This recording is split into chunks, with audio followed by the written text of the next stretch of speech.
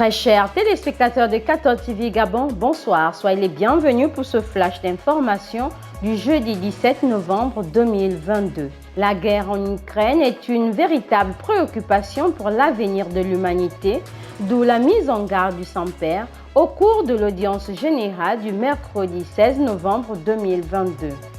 Face à l'escalade de la violence en Ukraine, le pape François a relancé une nouvelle fois son appel à la paix et au dialogue, non sans avoir condamné les nouvelles attaques qui ont visé les heures précédentes le territoire de l'Ukraine.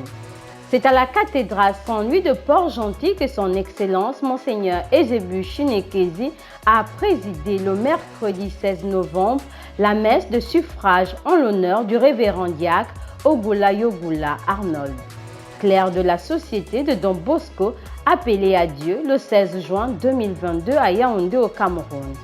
Le diacre Arnold est originaire du diocèse de Port-Gentil.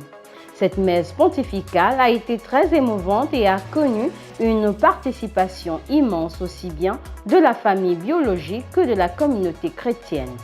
Toujours dans le diocèse de Port-Gentil, ce jour 17 novembre, Monseigneur Eusebius Chinekezi était en séance de travail à la cathédrale Saint-Louis avec les prêtres de son diocèse. Hier, mercredi 16 novembre 2022, en fin de journée, une messe en l'honneur de tous les défunts des groupes et mouvements de l'archidiocèse de Libreville a été célébrée. Cette messe a été présidée par l'abbé Michael Oyono Moussavou, aumônier de la coordination pastorale des jeunes de l'archidiocèse de Libreville. Une célébration eucharistique qui entre dans le cadre de l'ouverture des activités de l'année pastorale 2022-2023 de la coordination pastorale des jeunes. Le thème choisi cette année est « Marie se leva et partit en hâte ». On rappelle la messe du dimanche 20 novembre en la solennité du Christ roi de l'univers sera présidée par l'archevêque métropolitain de Libreville, son Excellence Monseigneur Jean-Patrick Ibaba, à 11h. Cette manifestation juvénile autour du Père archevêque est, comme l'a voulu le pape François à la suite des papes Jean-Paul II et Benoît XVI, de pouvoir célébrer les JMJ au niveau local. Saint du jour.